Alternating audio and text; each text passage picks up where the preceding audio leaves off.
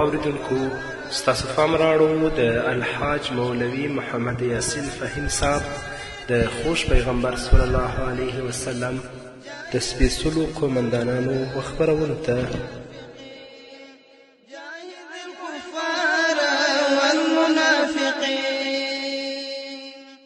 بسم الله الرحمن الرحيم.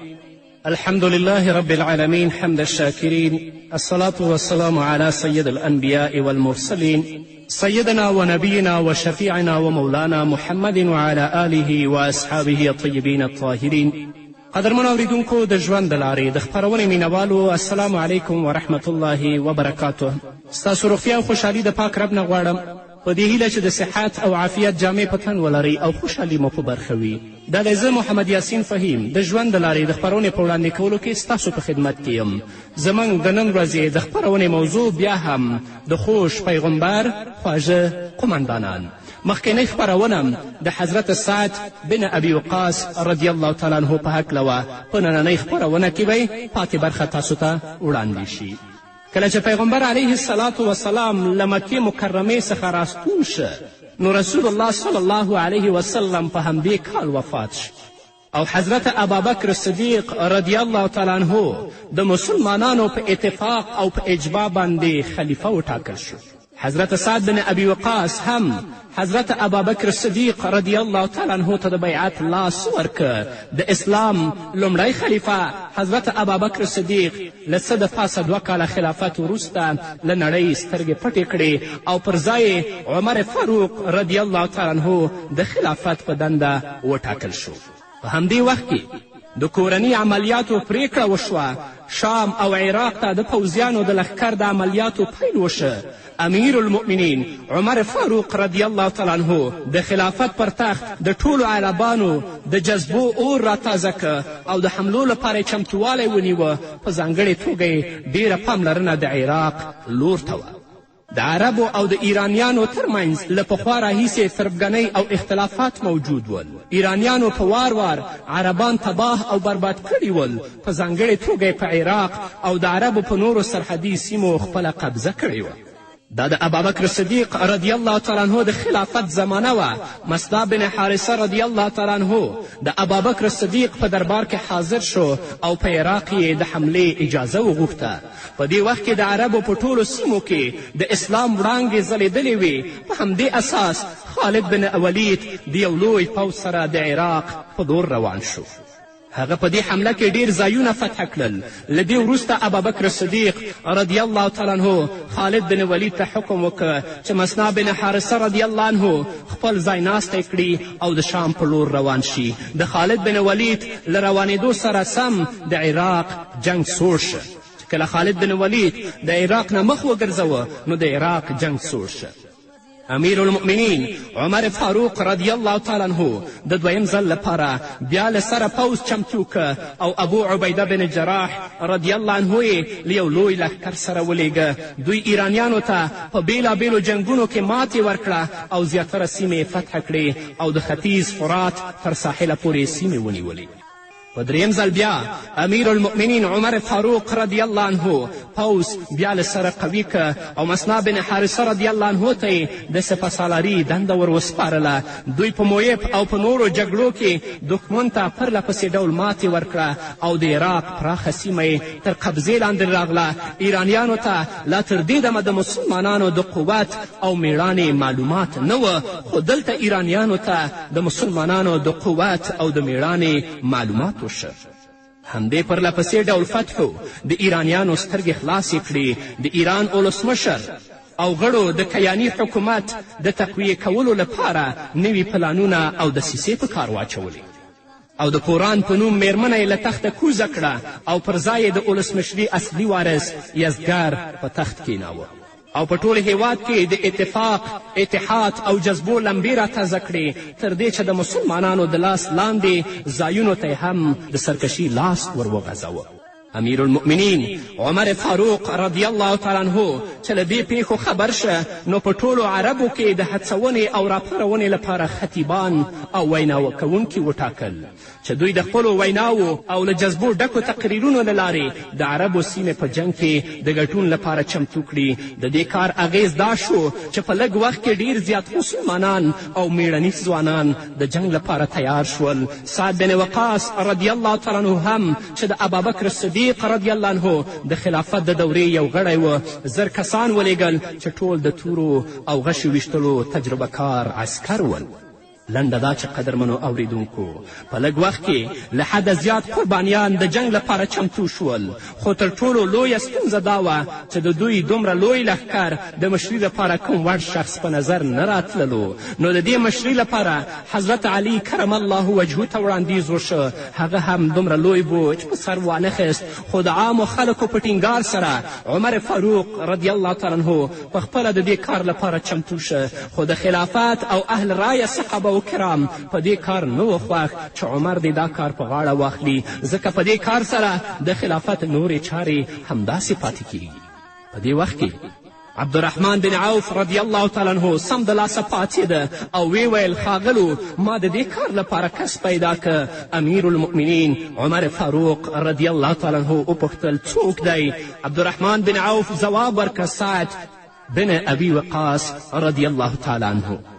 ټولو حاضرینو په دې خبره خوشحالي څرګنده کړه او په یوه خوله ټولو تایید که سعد بن ابي وقاص رضی الله تعالی عنه د ډېرې لویې مرتبې صحابي و او د محمد رسول الله صلی الله علیه وسلم په ماماګانو کې شامل و. له دې سره سره د هغه زړورتیا، شجاعت او میړانه هم یو بېسارې بیلګه وه. د مسلمانانو ټول پوځ د ده سپهسالاري او مشري ته د اطاعت سرونه ښکته کړل. له دې وروسته سعد بن ابي وقاص رضی الله تعالی عنه خپل لښکر د تیارسۍ لپاره چمتو که او پر منزل ثعلبې ته ورسېدل. دلته د دوی پوځ تر 2 میاشتو پورې میشت و. مسنا بن حارثه رضی الله تعالی عنه د زیقار په سیمه کې د ده پوځ راتګ ته د انتظار شیبې راڼندولې، خو ژوند ورسره وفا ونه کړه او د ده پر ځای خپل ورور سپهسالار شو او د حقیقي رب لور ته یې سفر وکړ. د مسنا ورور د هغه د لارښوونو سره سم له حضرت سعد بن ابي وقاص رضی الله تعالی عنه سره ولیدل او کومې اړینې مشورې چې ورکړې وې هغه یې له سعد رضی الله عنه سره شریکې کړې. سعد بن ابي وقاص رضی الله تعالی عنه په مشراف نومي ځای کې د خپل پوځ څارنه وکړه چې لږ تر لږه 10,000 پوځ و او بیا یې له هغې وروسته د میمنې یعنې ښي طرف، میسرې چپ طرف او اسداباد د خلافت مشران له حاله خبر کړل. د هغوی له لورې ورته حکم وشه چې د مشراف له سیمې وړاندې دې په قادسیه سیمه کې په داسې شکل خپلې مورچې او سنګرونه جوړ کړي چې د شا له لورې د عربو غرونه وي او مخامخ یې د دښمن هیواد وي. تر دې چې له دې ځایه روان شول او د قادسیې په مناسبو ځایونو کې مورچلونه جوړ کړل او په خپله قومانده یې پوځ ځای پر ځای کړ. حضرت سعد بن ابي وقاص رضی الله تعالی عنه له جنگ پیلېدو څخه وړاندې د دوی د قبیلې په مشرانو کې 10 مخور اشخاص غوره کړل او دوی یې د استازو په حیث د مداین لور ته ولیږل چې د ایران ولسمشر ته د اسلام او یا د مالیې د قبلولو بلنه ورکړي، یا د اسلام راوړي او که اسلام نه راوړي نو مسلمانانو ته به جزیه ورکوي. تر دې چې هغوی ته اسلام وړاندې که بیا له هغې وروسته مسلمانانو ورزیاته کړه که تاسې اسلام نه قبلوئ نو موږ د خپل پیغمبر صلی الله علیه وسلم پیشګویي راتازه کوو او یو ورځ به هرومرو ستاسې خاوره زموږ په قبضه کې راځي. هغوی د مسلمانانو په دې خبره قهر او غصې پسې واخیستل او د مسلمانانو د دې زړورتیا په بدل کې خاوره راواخیسته او د مسلمانانو لور ته یې د ډالۍ په څیر ونیوله. عامر بن معدي کرب رضی الله تعالی عنه هغه خاوره په خپل څادر کې راواخیسته او د سعد ابن ابي وقاص رضی الله تعالی عنه څنګ ته ورغی او بیا یې ورته وړاندیز وکړه چې زموږ او ستاسې لپاره د فتح مبارک وي. دښمنانو په خپله خوښه موږ ته ځمکه وسپارله. لنډه دا چې قدرمنو اوریدونکو دوی ټول صفرا نومي ځای ته بیرته ستانه شول او د جنګ لپاره یې چمتووالی ونیو. د عجمو سپهسالار چې سابات سیمه کې میشت و خپل پوځ یې د قادسیې په لور وخوځوه او هلته یې دیره که. کله چې د رستم پوځ قادسیې ته ورسېده نو حضرت سعد بن ابي وقاص رضی الله تعالی عنه هر لور ته پلټونکي ولېږل چې دوی د دښمن د هر ډول عملیاتو او حرکاتو خبر واخلي او هم یې د غنیم د پوځ د حال احوال معلومولو لپاره پوځي افسران وټاکل چې په دې وخت کې به دوی کله کله له دښمن سره مخامخ کېدل.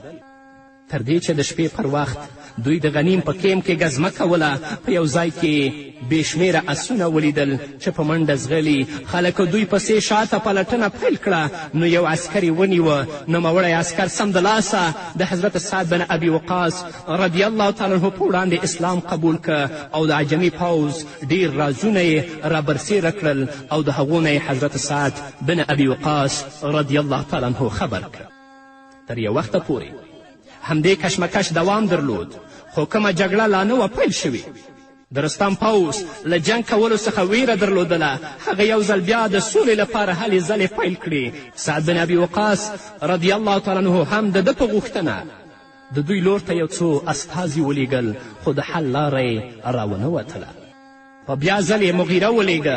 رستم بیرته په شا شو نو په غصه او په قهر یې داسې ویل زه به سبا ته ستاسې پوځ له خاورو سره خاورې کړم.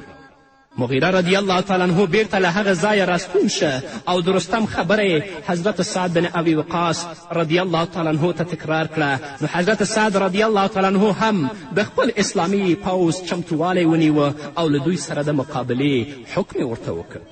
رستم د حضرت سعد بن ابي وقاص رضی الله تعالی عنه په دې اقدام دومره په غصه شه چې په هماغه وخت کې خپل پوځ د تیارسۍ لپاره چمتو که او په دویمه ورځ د سهار پر وخت له سیند څخه پورې وتل او د جنگ په ډګر کې قطارونه منظم کړل.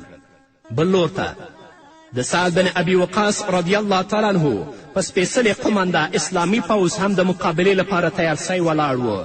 هر لور ته د مشهورو شاعرانو او جذبه لرونکو خطیبانو زړه راښکونکي او راپارونکي شعرونه او ویناوې زمزمه کېدې چې د مسلمانانو په وینه کې د جذبو او د زړورتیا ولولۍ راپارولې. له دې سره سره د قاریانو جهادي آیتونه لا نور هم د مسلمانانو او میړنیو ځوانانو وینه په جوش راوسته او د مقابلې لپاره یې زړونو ټوپونه پیل کړل. سعد بن ابي وقاص رضی الله تعالی عنه د خپل معمول په اړوند 3 د الله اکبر ناره پورته کړه او په 4 زر سره جګړه پیل شوه. هغه د څه ناروغي له کبله ونه شو کړی چې د پوځ رهبري او لارښوونه وکړي نو پر ځای خالد بن عرطفه رضی الله عنه ځای ناستی شو. د جنگ له میدان سره چې کومه نږدې کلا وه سعد بن ابي وقاص رضی الله تعالی عنه هلته تشریف یوړ او د بالاخانې له کړکۍ څخه یې په زغرده د جنگ څارنه کوله. کله چې د کوم حکم او قماندې ځای به راغی نو هغه به د کاغذ پر مخ ولیکل او د بالاخانې له کړکۍ څخه به د خالد لور ته وروغورځاوه. حضرت خالد به د حضرت سعد رضی الله تعالی عنه په قمانده او لارښوونه له مخالف پوځ سره جنګېده او د ده په لارښوونه به د جنګ مسیر بدلاوه. د غلیم د قبیلې عسکرو چې په غشي ویشتو او توره وهلو کې پوره مهارت او تجربه درلودله خالد رضی الله تعالی عنه ته یې زیاته کړه چې ستاسې کمال به د فیلانو په وړاندې څه ارزښت ولري. دا خبره چې واورېده نو په دومره جوش او جذبه یې غشي ورول چې سمدلاسه د جنګ نقشه بدله شوه. لنډه دا چې قدرمنو اوریدونکو ټوله ورځ د جنگ مقابله پیل وه. د ماښام پر وخت دواړه ډلې خپلو سنګرونو ته راستنې شوې. د قادسیې دا لومړۍ جګړه وه چې په عربي کې ورته یوم الارماس ویل کیږي. نور به واورو قدرمنو اوریدونکو په دې هکله خو هغه هم د یوې دمې نه وروسته. واغلو علیهم یې هم ویل خپل کتاب کې دي واغلو علیهم یې هم ویل خپل کتاب کې دي فاضربوا فوق العنق رغلی هم د باب کې دي فاضربوا فوق العنق رغلی هم د باب کې دي من ورته لبیک وایو واړه مسلمین جاهد الكفار والمنافقین من ورته لبیک وایو واړه مسلمین جاهد الكفار والمنافقین جاهد الكفار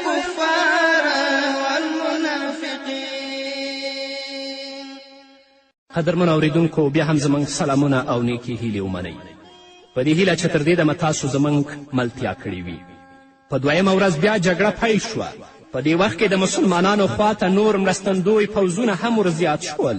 له دې غیبي مرستې سره د مسلمانانو وینه لا نوره هم په جوش او جذبه راغله او په ډیر شور او ځواک سره د تورو باران پیل شو. ابو محجن ثقفي رضی الله تعالی عنه چې سعد بن وقاص رضی الله عنه د شرابو د څکلو په جرم په کلا کې بندي ساتلی و، هغه هم په خپلو سترګو دا منظره لیدله او زړه به یې له بې صبري ټوپونه وهل. نور یې صبر او زغم له لاسه ورکه او د سعد بن ابي وقاص رضی الله تعالی عنه له میرمنې هیله وکړه چې په دې وخت کې ما پرېږده چې له خپلو مسلمانانو ورونو سره یو ځای وجنګېږم. کله چې جګړه پای ته ورسېده زما ژمنه ده چې بیرته راځم او خپله به ځان ته زولنې اچوم.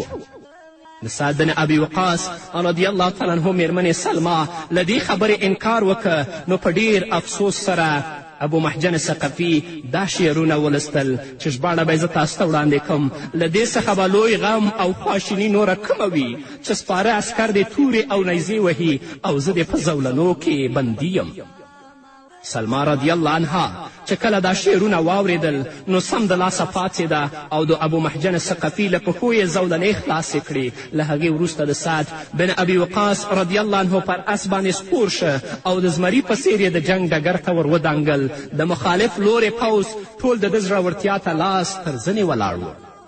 سعد بن ابي وقاص رضی الله تعالی عنه هم حیران و چې دا کم زړور ځوان دی. کله چې د ماښام پر وخت جګړه پای ته ورسېده نو بیرته خپل ځای ته راغلو او زولنې یې پښو ته واچولو. سلما چې د حضرت سعد رضی الله تعالی عنه ښځه وه دا پیښه سعد بن ابي وقاص ته واوروله نو په ځواب کې خپلې مېرمنې ته ویل پر الله قسم چې اسلام داسې قربانیانو ته سزا نشي ورکولی او بیا یې سمدلاسه ورته له پښو زولنې خلاصې کړې او خوشې که. ابو محجن رضی الله عنه هم د دې قدرداني په بدل کې د ټول عمر لپاره له شرابو څخه توبه وویستله. په درېیمه ورځ بیا د تیر په څېر جګړه پیل شوه.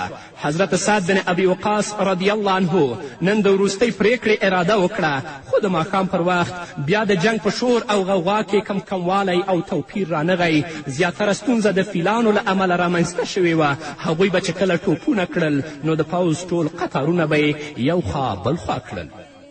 حضرت سعد رضی الله تعالی عنه، حضرت قعقاع رضی الله عنه او څو نور زړور عسکر ځان ته راوبلل او ورته ویل تاسو فیلان ووژنئ، د جنګ ټول میدان به ستاسو لاس ته درشي.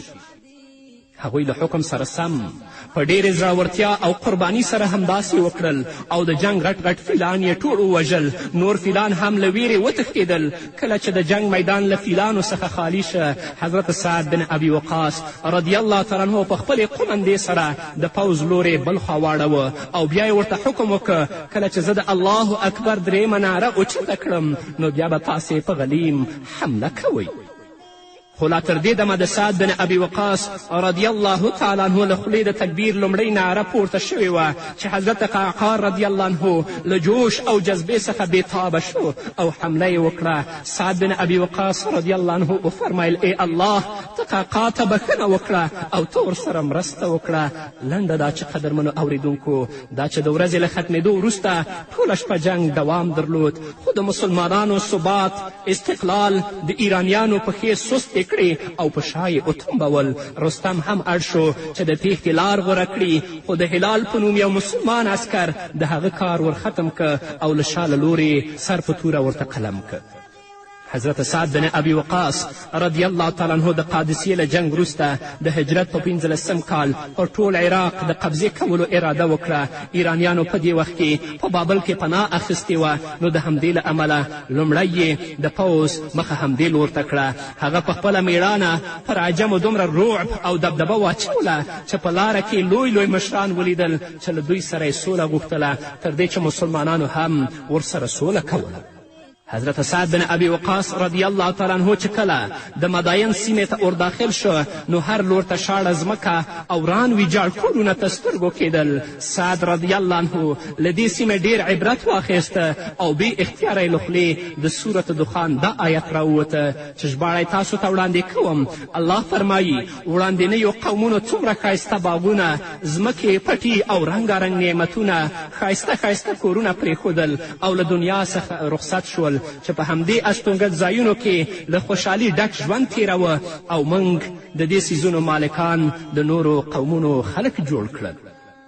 د مداین له فتح کولو سره پر ټول عرب، عراق او په ټوله عربه سیمه کې د امن او ډاډ فضا رامنځته شوه. چا چې خپل کورونه پریښي ول او له دې ځایه تښتېدلي ول بیرته خپلو کورونو ته راستانه شول. عراق د عربو له فتح وروسته د حضرت سعد بن ابي وقاص رضی الله تعالی عنه تر مشرۍ لاندې و چې په ډېرې کامیابي سره پرې اسلامي بیرغ وځړوه. له دې وروسته حضرت سعد بن ابي وقاص رضی الله عنه د خلافت له دربار څخه د وړاندې سیمو اجازه وغوښته نو ځواب ورته وشه.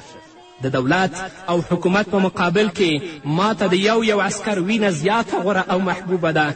کاش چې زموږ او د عجمیانو ترمنځ سکندري بندر وی چې موږ نه د هغوی لور ته ورتلی او نه هغوی په موږ باندې یرغلونه کولی. لنډه دا چې د خلافت د دربار نه سعد بن ابي وقاص ته وویل شول چې په همدې فتوحاتو صبر وکړه او د واک او اختیار واګې په لاس کې مضبوط ونیسه. له همدې فرمان سره سم سعد بن ابي وقاص رضی الله تعالی عنه د مداین د ښار د والي په حیث وټاکل شه او د حکومت نظم او نسق یې په خپل لاس جوړ که. هغه په دومره غوره طریقه د خپل حکومت والیتوب دنده سرته ورسوله چې په زمانه کې بیلګه نه وه. اما د نن ورځ والیان هغه غله، ډاکو او فسادیان بل څه نه دي. د خلافت د نورو مامورینو او ارکانو په مرسته یې د ټول عراق سرشمیرنه او مساحت اندازه که او فتح شوې سیمې د اصلي اوسیدونکو په اختیار کې ورکړي. البته د هغو ځمکو چې څوک وارثان نه ول د هغو لپاره یې بیا له سره بندوبست وکړه. په همدې څیر یې د مالیې اصول وټاکل او د خپل رعیت، قوم د امن او ډاډ هر ډول انتظام یې وکړه. له عجمیانو سره یې دومره ښه چلند او سلوک وکړه چې د هغوی زړونه یې په خپله قبضه کې راونیول تر دې چې لوی مشران او چارواکي د ده له مهرباني او زړهسواندي اغیزمن شول او اسلام یې قبول که. جمیل ابن بسهري، بسطام بن ترسي، افیل او فیروز چې د عراق مشهور مشران او چارواکي ول د اسلام په ګاڼه یې ځانونه سینګار کړل او مسلمانان شول. همداراز د ویلیام 4000 پوځیان په اسلام مشرف شول. سعد بن ابي وقاص رضی الله تعالی عنه تر یو څه وخته پورې په مداین کې له اوسېدو وروسته دا ونګېرله چې د دې ځای اوبه او هوا د عربو په رنګ او روغن کې بدلون رامنځته کړی دی. نو له دې پیښې امیر المؤمنین عمر فاروق رضی الله تعالی عنه خبر که نو د هغه د لورې ورته حکم راغی چې د عربو په سرحدي سیمو کې کوم بل مناسب ځای غوره کړه او د یو نوي ښار بنسټ کېده او په همدې ښار کې د خپلو حکومتي چارو لپاره هم د وداني بنسټ کېده. سعد بن ابي وقاص رضی الله عنه له همدې حکم سره سم د مداین له سیمې ووت او د یو نوي ښار د بنسټ ډبره یې کېښوده چې اوس هم د کوفې په ښار سره مشهور دی. د ښار په منځ کې یو عالیشانه جومات جوړ که چې نږدې شاوخوا 40,000 لمونځ کوونکي پکې ځایېدل. له جومات سره یې نږدې بیت المال او خپل استوګنځای جوړ که چې د قصر سعد په نوم باندې مشهور و. په دې هکله به نورم اورو قدرمنو اورېدونکو خو هغه په نورو خپرونو کې. نو دا وه زموږ د نن ورځې خپرونه چې ستاسو درانه حضور ته وړاندې شوه. تر بلې خپرونې پورې چې زه بیا هم ستاسو درانه حضور ته راځم تاسو ټول په پاک رب سپارم. پاتې ژوندم نیکمرغه، ښاد، بریالي او کامیاب. هل أدلكم على تجارة راغليدي هل أدلكم على تجارة راغليدي دای په خپل کتاب کې تجارت ورته ویلې دي دای په خپل کتاب کې